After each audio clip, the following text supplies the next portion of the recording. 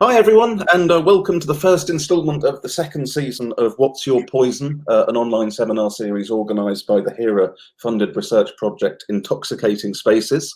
And thanks so much for joining us with all the excitement of the imminent inauguration. However, we're kicking things off with an equally stimulating intoxicant, Khat, a chewable leaf, and we're delighted to have with us as our first speaker Neil Carrier. Neil is Associate Professor of Social Anthropology at the University of Bristol. He has expertise and research interests in a dazzlingly wide range of fields, including the anthropology of alcohol and drugs, the ethnography of East Africa, Kenya in particular, migration and diaspora, urbanization, and film and photography. Before we get going, our usual quick bit of housekeeping. Neil will speak for about half an hour, and I'll be around half an hour after that for questions and discussion. Please do avail yourself of the little chat feature on the bottom right, say something nice. However, if you have a question for Neil, post it using the separate Ask a Question button at the bottom, and you can pop these in as they occur to you during the talk, or save them for the Q&A.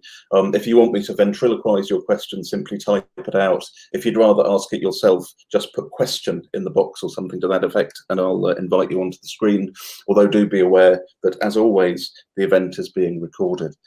So without further ado, it gives me enormous pleasure to turn things over to Neil. And Chewing Time and Space, Patterns of Cat Consumption in Kenya and Beyond. Take it away, Neil. Oh, thank you very much, and yeah, thank you for having me for the for this series. And yeah, what a great series it is, and also very much looking forward to the Intoxicating Spaces conference later in this year as well. So, but yeah, nice to virtually be with everyone today. So thank you for that. I did see that the seminar series was kind of billed as new work, which I feel some of you may take up trade descriptions with for the talk I'm about to give, because quite a bit of it does look back at work that, well, is now kind of older than I'd care to remember, sort of two decades old in when I started the research that I'll be talking about today. But I have continued with a more longitudinal focus, and kind of the issues keep coming up today as well in the other projects that I've been working on as well. So yeah. But yeah, not quite the cutting edge of the work I'm doing, if I can use that phrase. So yeah, so today I will be revisiting older work on Khat, in particular focusing on how kind of contrasting time frames seem to work in the trade, and this kind of focus of mine on time and Khat. And I'll introduce Khat for if anyone's not quite so familiar with it, I'll introduce that to soon. Which reminds me, I should actually get the just check I've got the PowerPoint. I'll just get the PowerPoint slides up as well before I go further. Here we go. I trust that you can all see that slide. Yeah, so it is kind of revisiting older work. What I'll be talking about today. And links to kind of ideas I've been playing with about how the nature of the substance itself, this substance Khat, often dictates the pace in which it's been traded. And I've looked at this in the past, and Khat's a very perishable commodity, and this seems to have quite an impact on how it's traded and the speed with which it flows around the circuits that it follows. But what I want to do now is really kind of pull out a lot of the themes I was working with earlier, and really, see a way I can reach them and broaden them. And it'll be great to get your feedback as well, and how these kind of themes in the study of Khat might relate to other substances as well. So really want to pull out to a broader focus. And kind of what I want to do is kind of broader focus at looking at how substances, Khat, coffee, cocaine, whatever, how they do link to kind of what could be termed like the overheating economies of our contemporary world. I'm kind of thinking of Thomas Hilland Erickson's work here, an anthropologist who wrote a book a few years ago called Overheating. So, about what the state of our world at the moment, where obviously the climate, but also, everything seems to be accelerating so much in terms of the work that we do, social media, etc., etc. So really, thinking about how drugs fit into this, and obviously not a new focus, because people have looked at how various drugs have fitted into industrial capitalism in the past, from opium to coffee and what have you. So picking up on those kind of themes as well. But I'd be interested in getting your take on how Khat might fit into that, and then what might be interesting on that in terms of other substances as well. And it does seem that contemporary economies seem to go hand in hand with drugs to help people cope with the speed of their work lives, through either stimulating them or helping them escape, get some escape from that kind of the speed of our work lives and so forth. So Khat, as I hope to show, is an interesting case study, as its relation to work is quite ambiguous, and it's seen as both an economic booster, something that can help people concentrate and it can speed up kind of the economy, but also a lot of people see it as something that inhibits the economy and in particular inhibiting economic development as well. So it's seems to have a lot of ambiguity in how people see it in this way.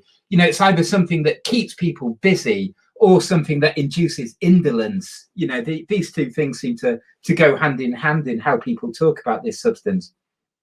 So hopefully looking at some moments in the passage of Kenyan Khat. So my focus today will mostly be on Kenyan Khat, looking at some moments in time as it goes from the trees from which it's harvested to the chewer, to the consumer of Khat. How we can convey maybe a sense of some of these ambiguities of how Khat relates to time in particular. I was originally going to kind of go into space. I still do a little bit, the theme of the spatial dynamics of Khat as well, but have kind of focused it down more to the time, just because we don't have much time for the talk with just half an hour. So so moving swiftly on.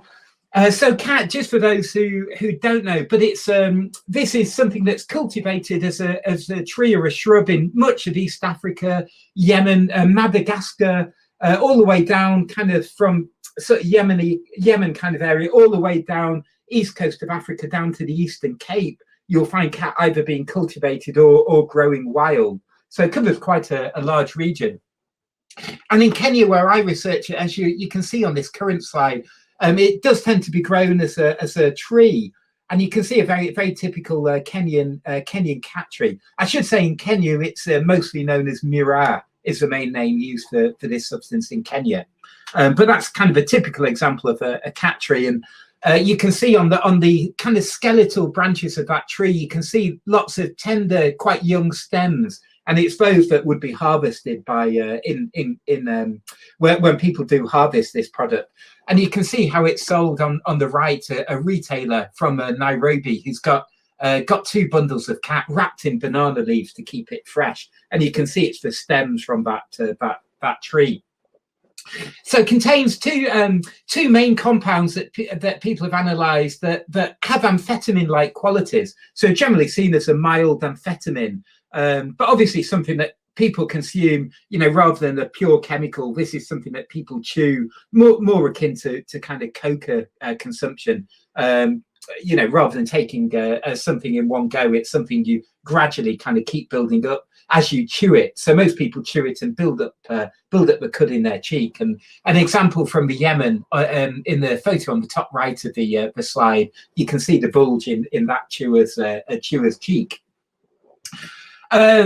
So yeah, as I mentioned before, it's kind of something that is a very, very perishable commodity. Once you pick it, consumers do want it as fresh as possible. And people also think that the main chemicals in it degrade quite quickly. There was some debate about that, but consumers do want this substance as quickly as possible, because as much as anything for the pleasantness of chewing, because when it's fresher, it's a more pleasant thing to chew, as well perhaps as the what's seen as the strength of the substance as well.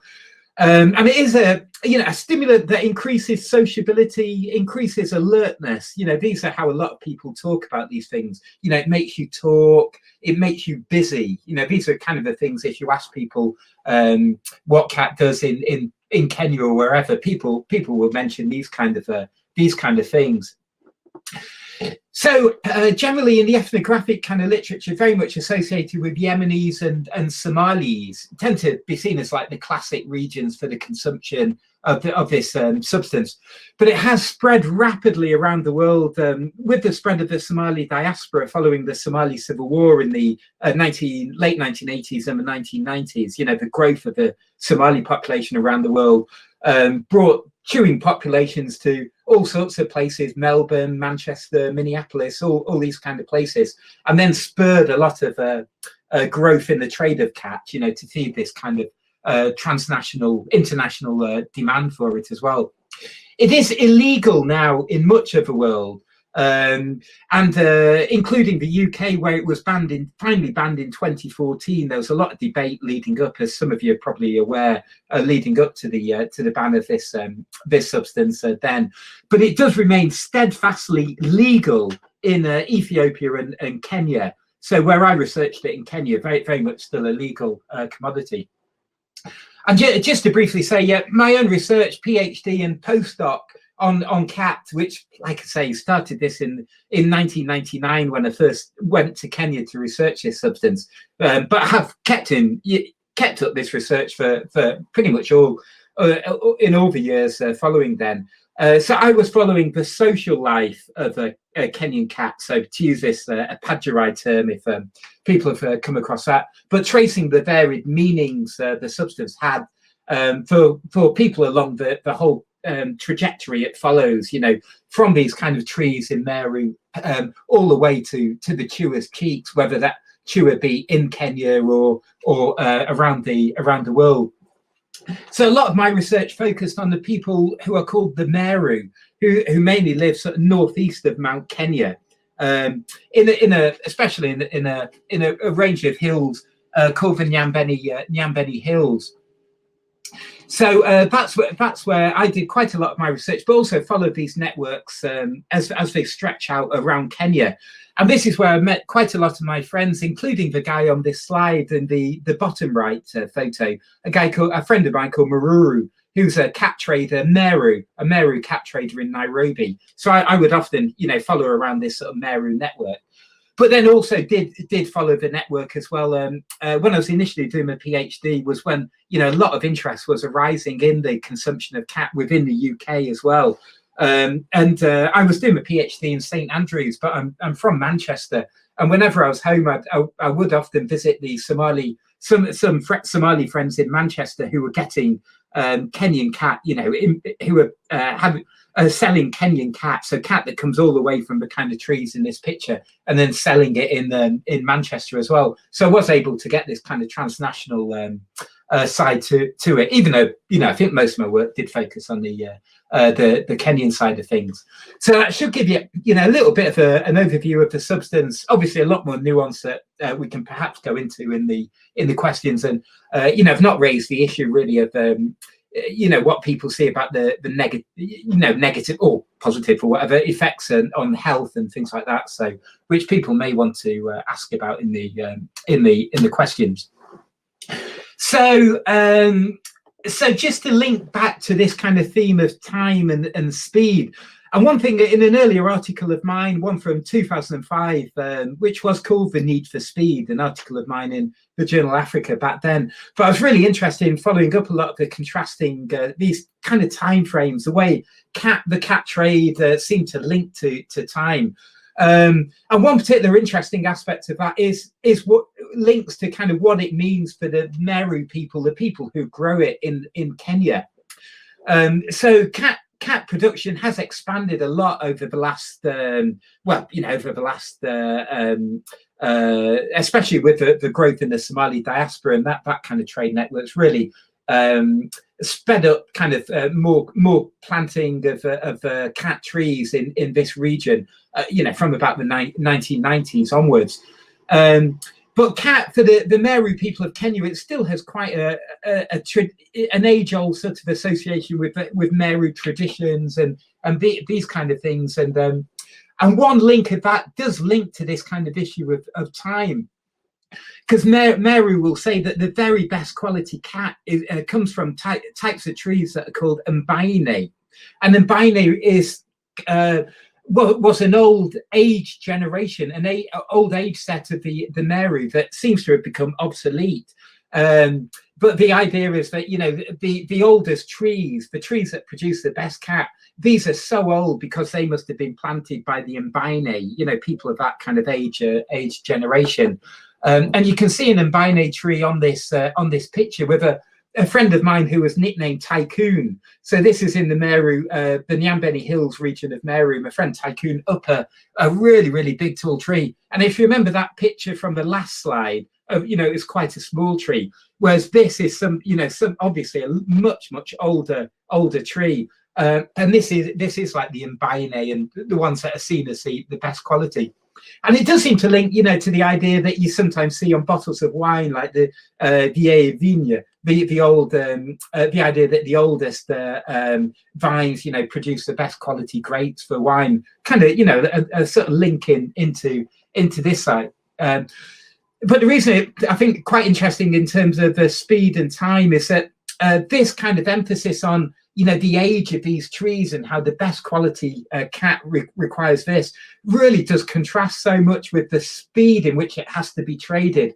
Once, whether from a young tree or an old tree like this, you know, the speed that has to be then imparted upon cat to get it to its consumers really seems to contrast, you know, with this kind of leisurely time scale of the Nyambene trees that link the Meru back to past generations. Then suddenly, you know, you pick this tree and it's like a clock starts ticking, and suddenly you've got to get those stems to the consumer.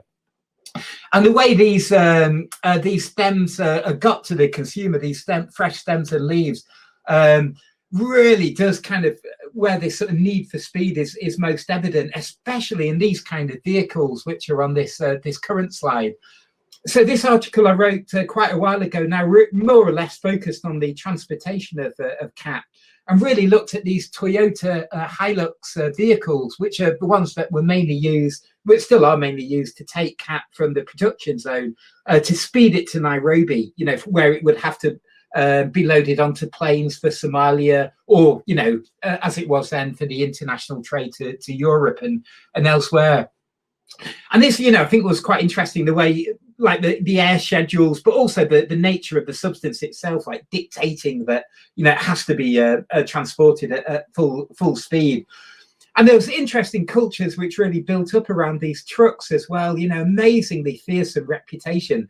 If you hire a car in Kenya and you drive around Mount Kenya, a lot of people will warn you to avoid going near you know, on the roads where the cat vehicles come. You know, so many accidents and so forth are associated with them as well.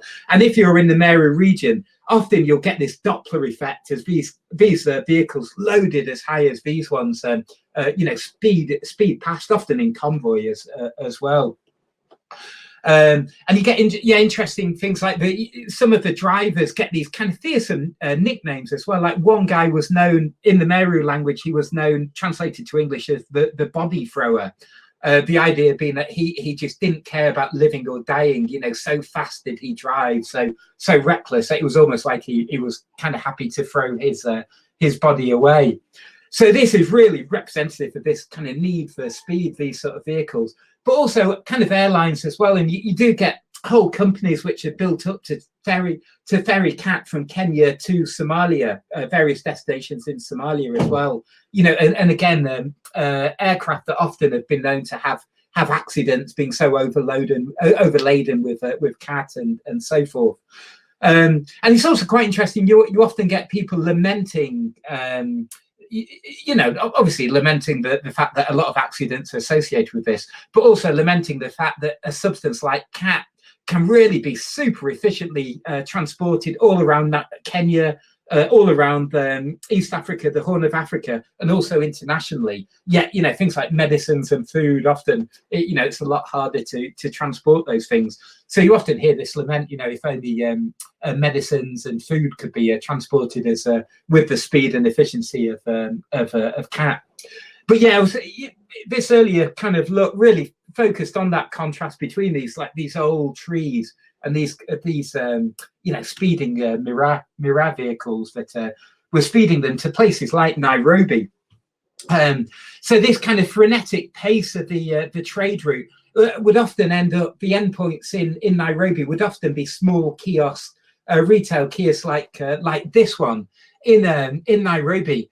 And this is a kiosk which was called Sunrise Beve Promoters, really in downtown Nairobi, and it was run by someone who became a really, really good friend of mine. This guy in the picture on the left of the photograph, a friend of mine called Philemon, who sadly died last year, but a wonderful man, and he spent 20 years selling Khat in downtown Nairobi, real sort of a River Road area for anyone who knows kind of downtown Nairobi. And this kiosk is very, very typical for the Miraa trade, for the Khat trade, being and for a lot of the trade of other things, retail goods in Kenya, where you get these very, very small kiosks. And I kind of, as part of my research, spent many happy hours inside this kiosk, chatting with people like Philemon. And I think that is, you can just about see me, if I remember right. I think that was myself just on the interior of this photo that's on the current screen. And what happens when Khat reaches Nairobi, what happens is the banana leaves that it's been wrapped in, the traders will take off those banana leaves and they'll hang one of them above the shop. So you can see a banana leaf hanging above this, in this photo, above the kiosk. And that is a symbol, like the barber's pole, like we have fresh Khat. And this really starts off a kind of rugby scrum of people trying to get hold of their fresh product. So the frenetic pace kind of often continues once it's arrived, as people clamour to get the exact bundles of Khat that they want to get. And when I was thinking of kind of bringing in the spatial dynamics as well in this paper, I think it's quite interesting that what happens, because these kiosks do become little social centres themselves. Because the traders will chew Khat themselves as they're trading it, and later on in the hours, once that trade is finished, they'll often still be operating the kiosk and chewing. Some of their friends might come and sit, but in these incredibly small kiosks. And I think it's quite an interesting thing about Khat that somewhere like a kiosk like this, Khat in a way can transform it into a very, very comfortable place, to sit inside. So somewhere that you might think would be a bit claustrophobic and a bit hot, but the kind of the way people chew inside these does really turn them into these social centres where people are quite happy, kind of just talking with their friends in the kiosk, but also watching the world go by outside. If you're inside there, kind of chewing, it almost is like the outside world becomes like a bit of a show that you're watching from, this kind of safe position inside it. But I do think it's quite interesting in terms of time and ideas of kind of work and leisure, which I'll get on into in the next slide a little bit. But for these traders as well, their kind of consumption of it, a lot of it does have a very functional purpose, because Khat is a stimulant, so it will help these traders keep alert and keep active while they're and keep being able to concentrate while they're selling these. And there's so many different people scrabbling to buy it and so forth. But for them, often that then does blur into quite a leisure sort of activity as well. So this sort of blurring of work and leisure, I think, is quite interesting for the traders, in these kind of kiosks. But also this kind of blurring of work and leisure is something very common as well in the in the wider patterns of consumption of Khat. Kind of transforming work into, or maybe making it more enjoyable, as well as enhancing your ability to do that work. So you'll find, it's very much associated with bus drivers, lorry drivers, night watchmen, these kind of occupations, but also actually academics and students are very, very much associated when they need to study and cram for exams. They will get hold of Khat as well to chew and help them through. Just obviously, as a range of substances are used in all over the world, and Pro Plus and so forth in the UK. So you get this, and you also get the way that Khat seems to transform these. So it not only gives you the energy, like I say, to do these jobs, but also maybe, you know, transforms this work into something a bit more enjoyable as well. And the same kind of thing can be seen in the way people would talk about bus journeys. So a lot of people would buy a bundle of Khat before they had a long bus journey to make, you know, of hours and hours in length.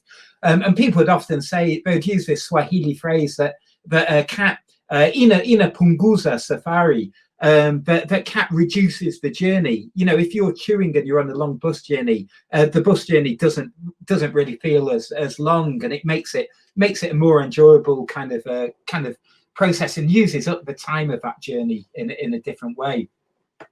So Khat here linking to these, you know, activities that are either work or maybe seen as a bit of a chore. But obviously Khat is something that is used in more purely leisure contexts as well. So a photo in the bottom of a good friend of mine, Mohar, who has this an old bus seat to set up in his flat, where he'll have a bit of a chew and watch the football and things like this in you know, a chair that was originally in a bus. But a lot of people, it's, you know, it's a leisure activity that you do in your spare time. And people talk like about the weekend. You know, when the weekend arrives, it's instead of saying Saturday, some people joke that Saturday is Saga Day. And kusaga in Swahili means to grind, and it's become like a way of talking about chewing Khat. So instead of Saturday, Saga Day, the day that you chew your Khat. Sorry. So, you know, a lot of people like Mohar will chew watching the football or with their friends, you know, and so forth in, you know, lots of different types of venues in Kenya. And you do see how, you know, Khat kind of links to that sort of the aspect that, you know, being a bit of an escape from work. So someone like Mohar, who, you know, trades quite hard, he runs a shop in Nairobi, so works really hard during the week. But then this is his release to kind of chew Khat. And a lot of friends of mine who work but then chew at the weekends, they would often say, you know, how much they look forward to it, because that Khat would, after you clock off on a Friday, suddenly you've got something that will give you a bit of enough energy to be able to socialize with your friends and dispel the kind of the tiredness of the working week. So Khat, there's all that ambiguity there. You know, it links kind of work and leisure. You know, the fact that people working do actually consume this substance, but then in the leisure activities as well, you can see that, you know, how it contrasts, you know, the hours spent chewing being this great contrast with your working week. And obviously this, I'm sure people have good examples, you know, how it might link to other substances, you know, which often do blur that distinction as well. You know, whether it be coffee, something that can easily blur that leisure work category, or even something like cocaine, you know, when you hear of people consuming that in work context as well as in recreational context as well. So yeah, conscious I need I've got a need for speed as well in terms of the not taking up too much of your time. I was just going to a little final slide before some quick conclusions, but talk a little bit about the Khat in the UK and some other parts of the world. So obviously there was a lot of heated debate and a lot of discussion about the social harms and medical harms of Khat leading up to the ban in the UK in 2014. But kind of one key aspect that kept coming up as the terms of a potential social harm was a link to things like unemployment. You know, the idea that the men sitting around chewing Khat, you know, that they're not contributing to the household's economy, and this is kind of time that's you know being spent chewing when it should be being spent finding work and so forth. And also that it, you know, these and obviously this were a very gendered debate, you know, that these men were you know, they were away from their families, so not contributing childcare and things like this, because, you know, they were chewing away so many hours in places like this on the photo on the left of the screen. Incidentally, I put up this picture because where the Somalis in Manchester, a lot of them live around the old main road where Manchester City used to have their stadium. That kind of part of Manchester, you get a lot of these kind of terrace houses, and it became quite a large Somali population there. So you know, kind of this was this sort of environment where a lot of people would be chewing cat in the UK in cities like Manchester. And quite interesting in these places, you know, how once you're inside these places, there are all these links going on to, you know, places far away, people watching Somali TV from these kind of terrace houses in Manchester. So linking with home, getting the news from home, you know, as well as the feeling that that cat might induce, you know, that is the feeling that many would be more familiar with in the East African Horn of Africa kind of context. So I think in terms of spatial dynamics, that's quite interesting as well. That sort of link that, you know, you're in a kind of very particular place in a terrace house in Manchester, but it does still, you know, seem to have all that those links to East Africa, the Horn of Africa, and not just because the commodity has travelled all that way as well.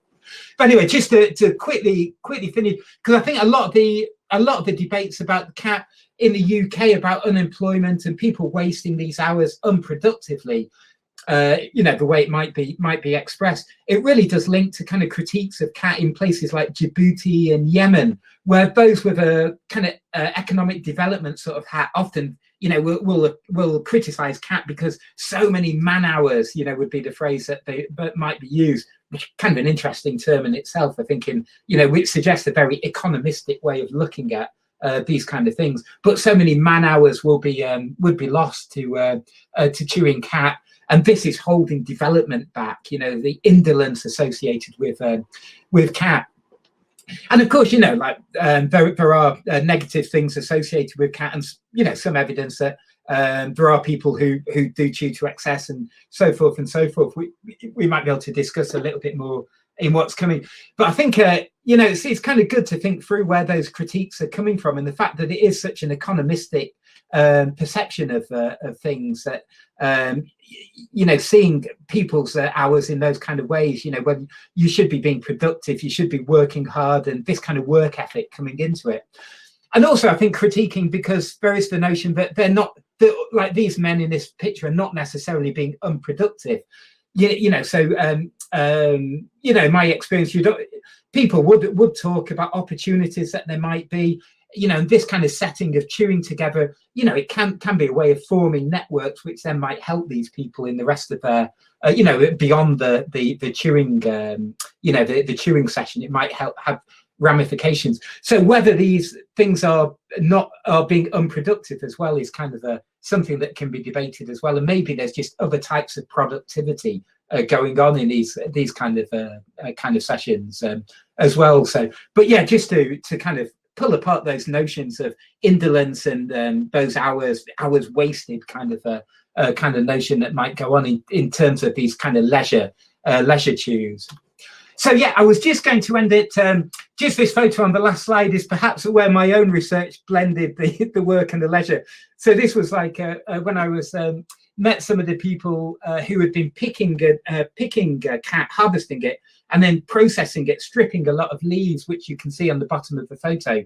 But you know, people were chewing as well. So again, these kind of things, and in my own field work, you know, you'd find moments where the field work would blur into these moments where, you know, you're having an enjoyable chew and a chat with these kind of people. So yeah, in my own work too, cat, you know, in this field work did blur the work and the leisure a little bit. But just to end on a few thoughts before I hand back to James. But I think in all this, you know, this very, very speedy overview of cat and time and so forth. But you know, there's quite a few elements like how cat has created its own trade networks that work with a really ruthless time efficiency. You know, because of this need to get it to the consumer as fast as possible.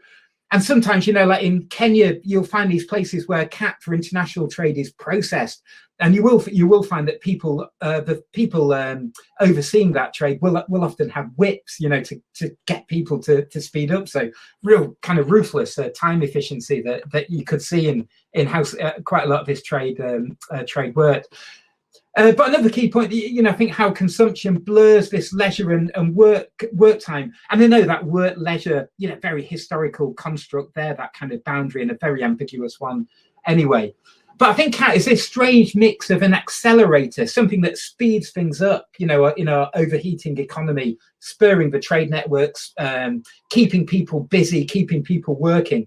But also it is seen as being this thing that inhibits it as well, by taking people out in leisure consumption of their productive man hours and these kind of things. So, but I think the frenetic pace in all this does speak to a lot of, much of our globalized world, and it's kind of overheating at the moment, as as the cat trade operates and how ideas of its consumption can kind of fit into this. Anyway, it'll be great to get your questions and comments and all this need for speed and how we might analyze it, and how all this might relate or contrast with histories and ethnographies of other substances. So. Yeah, so over to you, and I'll stop sharing my screen now. So,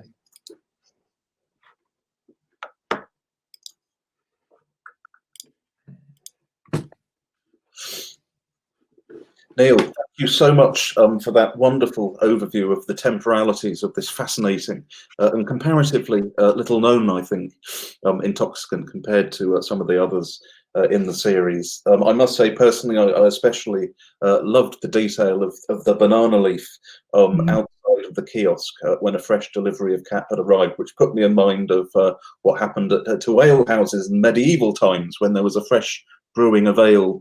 The ale pole would be put out, and if wine was also available, a fresh bush would be suspended on the end of the pole.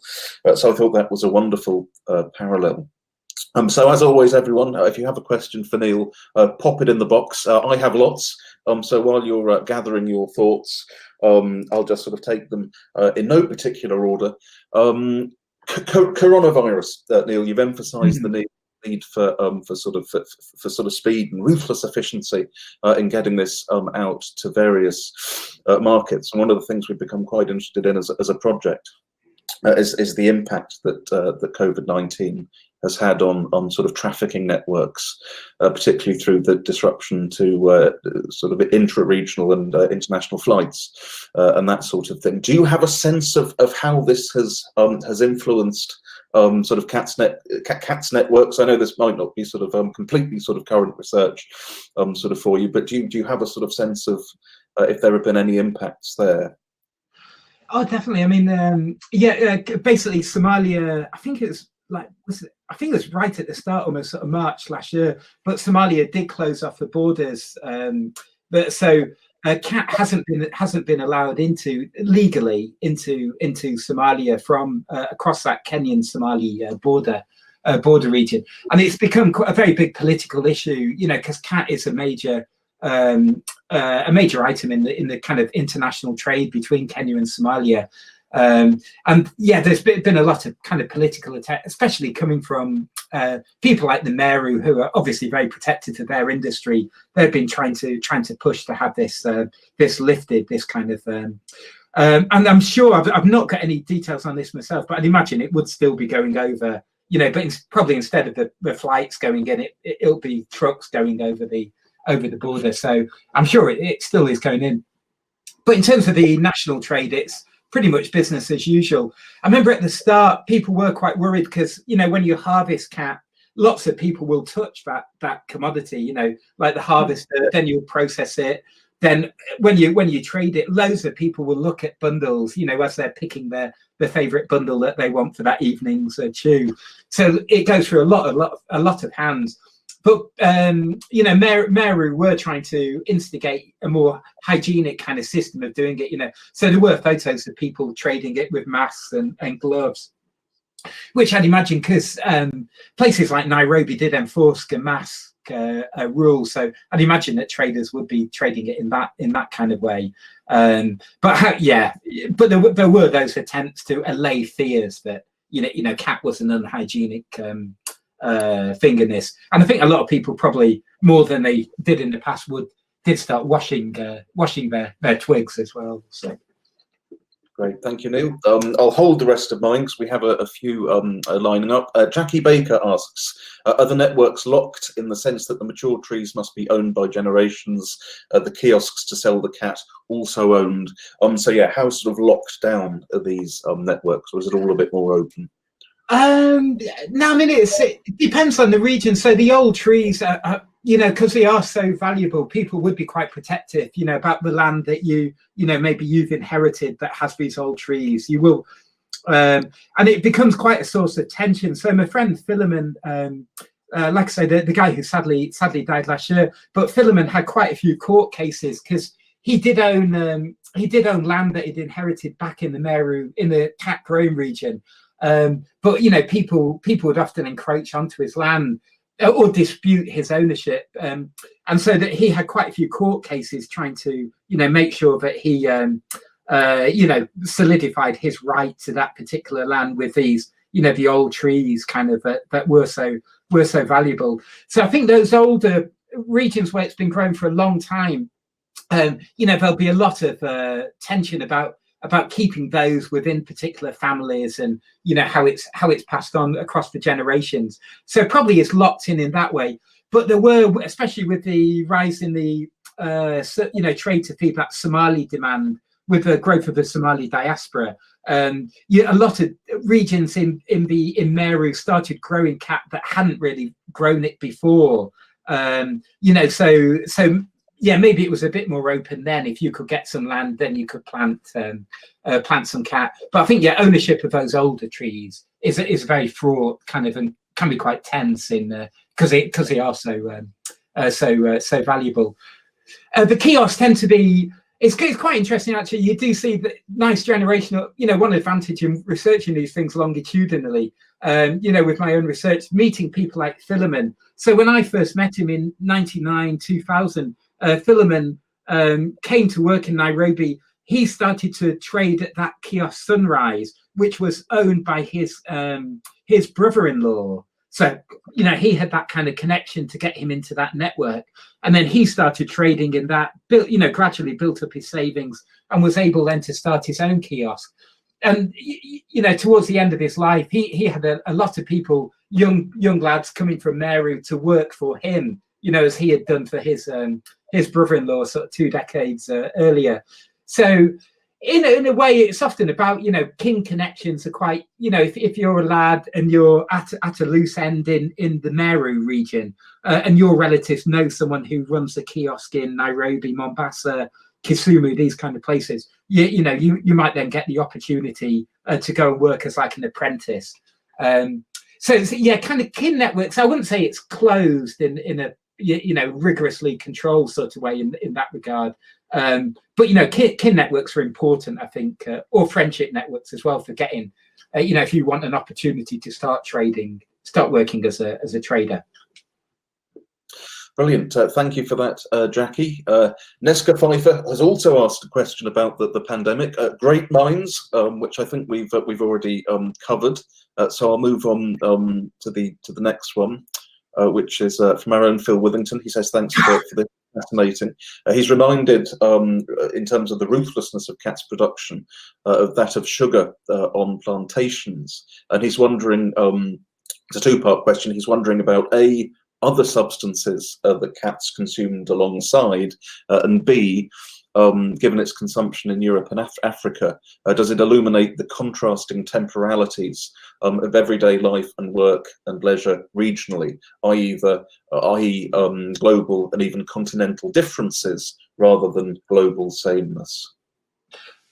Oh, very interesting. And yeah, I mean, it actually, sugar is quite a related commodity in various ways. So especially in parts of well, quite a lot of people all over actually, but especially people chewing lower quality grades of khat, which are often quite bitter. They'll often chew khat alongside sugar.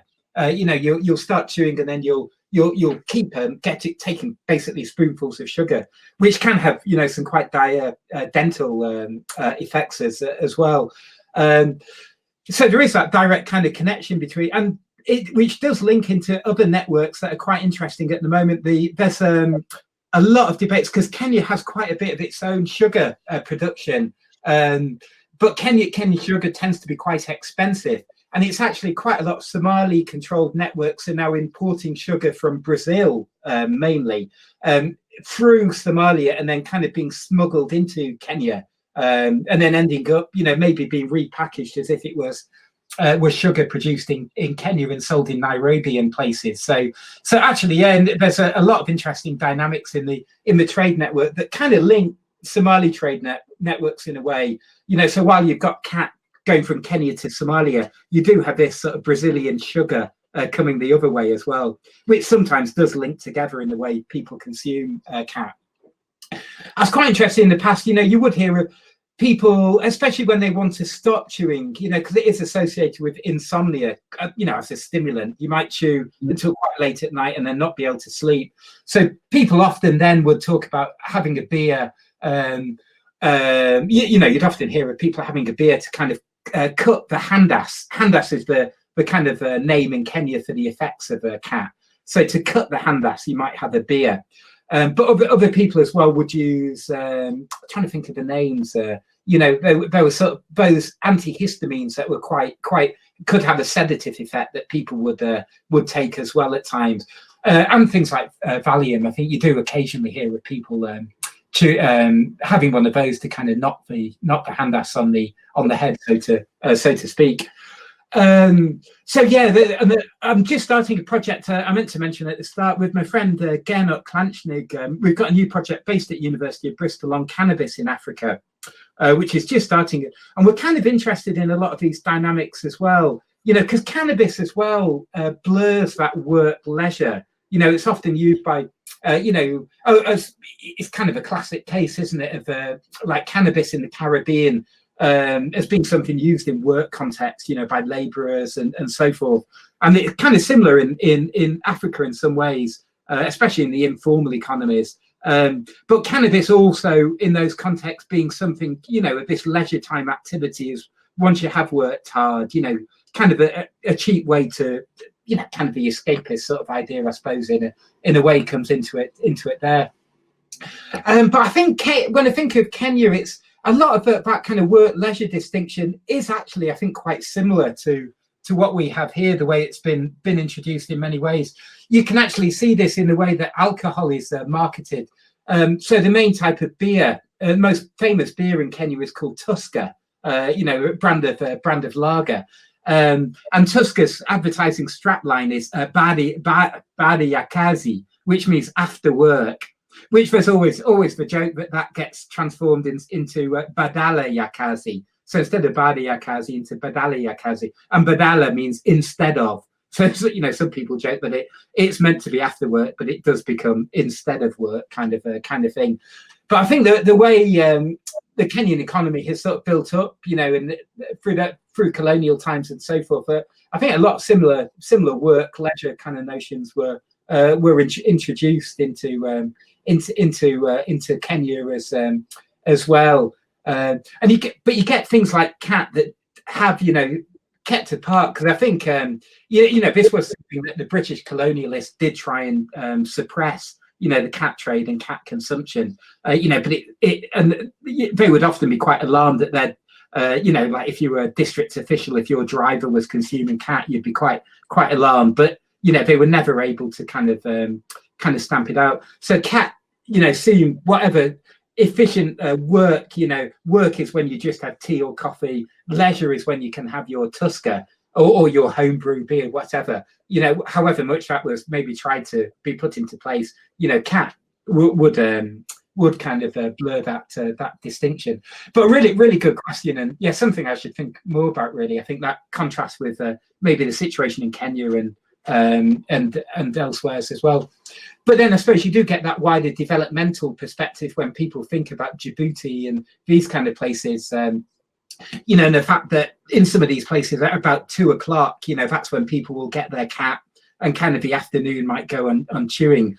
So yeah, I think that's where maybe a culturally relativist kind of perspective on the work ethic and developmental kind of ideas might be worth applying as well in what's really going on in places like Djibouti for these afternoon, or Yemen, where people I think do see chewing sessions as something very important, not just for leisure but also for their work, the network that you need to make. The Khat session is where you'll go and meet your local MP, these kind of things, so so I think in those areas it might be again, that sort of culturally relative perspective would be very interested to apply there. Brilliant, thank you, Phil. Ian Smith, great question, which gets us on to the some of the sort of the health issues that I know you were hoping to elaborate on in questions, Neil. He asks, amongst users, is there much knowledge around the adverse mental health consequences and how to avoid these?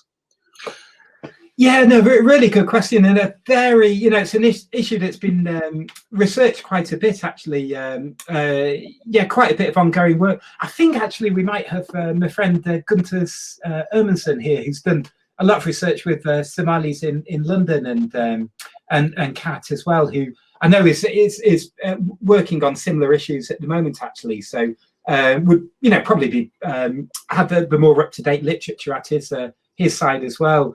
But I think, yeah, I mean, it's something that's debated a lot, because a lot of the issues of mental health that have come up, a lot of those issues do seem to centre more on Somalis than they do on the Meru, which is something that intrigues me, because a lot of my Meru friends, especially the ones involved in the trade, would pretty much chew every day.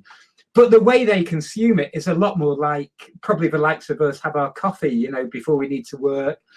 And you will find, because they often use it in that work context, it's maybe a bit more regimented. They'll consume it, then they'll have their lunch, then they might chew a little bit more as they're trading, and they also tend to stop chewing a bit earlier.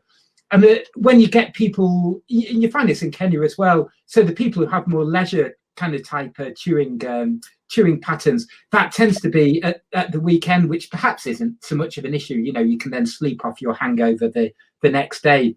But you do get quite a lot of almost like binge chewing that kind of comes up.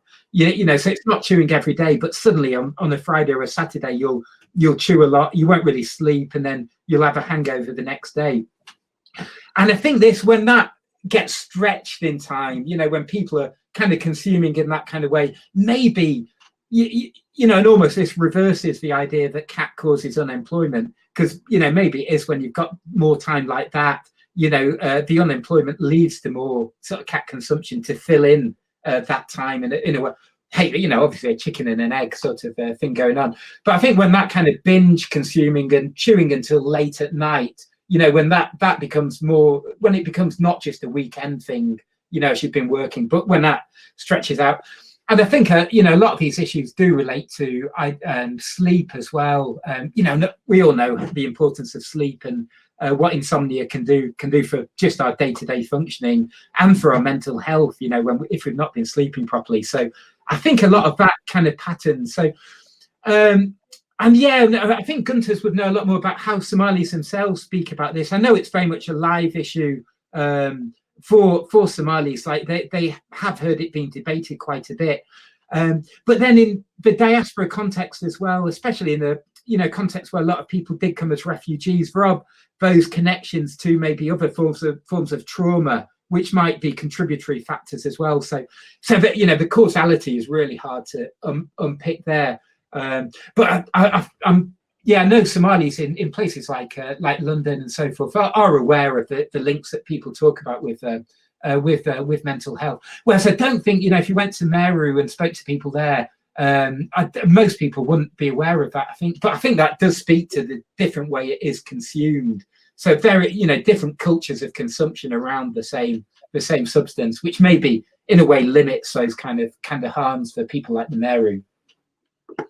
Fantastic, thank you, Ian. We've got two. This was on my list as well. We've got two closely related questions about gender, almost identical, in fact. So Jackie Baker and Gabby Robilliard, they basically asked this. This seemed quite sort of masculine. What is the female involvement in Khat? Do they consume it? What are the perspectives of the wives of the traders and the consumers, and what kind of sort of gendered discourses have developed around Khat? Oh, a really important question, and it's it mainly is it's sort of a thing that I've been thinking about this in another paper I've been working on recently, actually, because you do get those kind of networks of cat traders, especially Meru, all around Kenya. They do, like if you go to most towns in Kenya, it's Meru young men or middle-aged men that you'll find trading cat. But a lot of the times, cat is kind of the commodity that it's a young man's thing to go and trade. And I think there's probably a lot of gendered ideas going on in that, that these are, some people actually had an interest. I'm not sure how far it does stack up, but that culturally, some people argue that it was a replacement for warriorhood, kind of, in the way generation sex would work in the Meru historically. That there would be that period in life where you'd be away with a young, your fellow young warriors, kind of thing. So some people have this idea that historically cat almost filled that kind of gap, that it was this sort of thing that young men would be sent off with other young men around Kenya to form these this sort of almost internal Kenyan trading diaspora kind of thing. So I think a lot of those gendered ideas that it's more of a man's thing to be trading, racking my brains to think of exact examples, but I'm sure, there were examples that I came across of people having ideas that, trading cat in that, like, going off to trade it in Nairobi was very much a man's occupation. But with the Meru, you would get a lot of, because typically in the past it was seen like the young men would go off to somewhere like Nairobi, make money, then invest that back in Meru and return. But now you get a lot more people who settle for longer times in Nairobi. So like my friend Philemon. But what happens then is that you often find that women then will come to join their husbands in Nairobi, but instead of getting involved in the cat trade, and they might trade a little bit when they need to in the kiosks, and you do see that, but maybe they'll start up other businesses, ones which would be gendered as being more for women, like hair salons or little cafes, these kind of things. So yeah, it's still very much a gendered thing. But I did meet quite a few, not so much in Nairobi, but closer to where cat is grown in Kenya, like Meru town, quite a big town. You would actually find quite a lot of women traders there. But then the further afield, it seemed to be it did become more of a men's kind of thing. But in terms of consumption, yeah, I mean, it is widely known. I think if you saw the figures for male consumption versus female, the male consumption levels would be higher. But a lot of women do chew, but generally, kind of more in private. And it was the case in London amongst Somalis and Ethiopians. You would get chewing places set aside for women. I did hear of one like Mafrish, the name for a chewing place that had like a men's room, but also had a women's room kind of thing. So they were sort of gendered, kept kind of separate in that way. But yeah, a lot of interesting gender dynamics, and the whole debate in the UK did become quite gendered as well. The idea that it was mainly women's groups who were worried about their cat consuming husbands.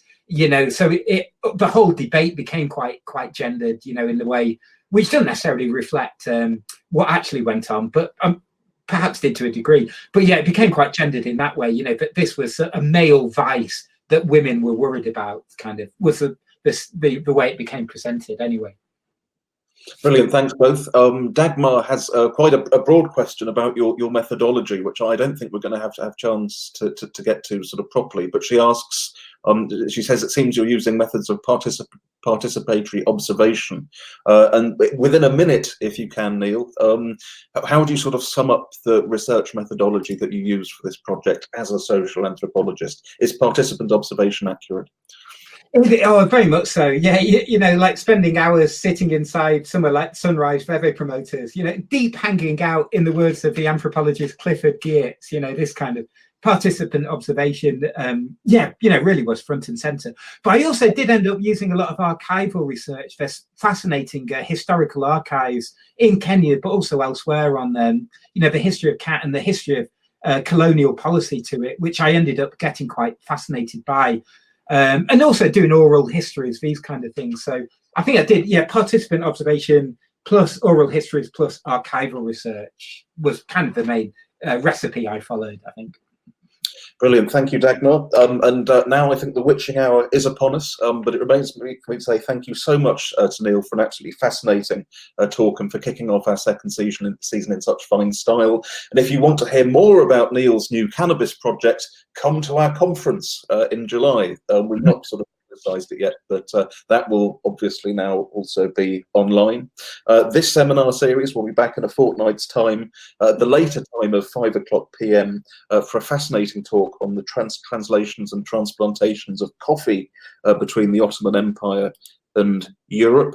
I've popped up the little schedule, the link where you can register for that, and also the remaining talks in the series. But thanks so much to you all for coming, and to Neil again. Thank you. Thank you, everyone. Thank you, James.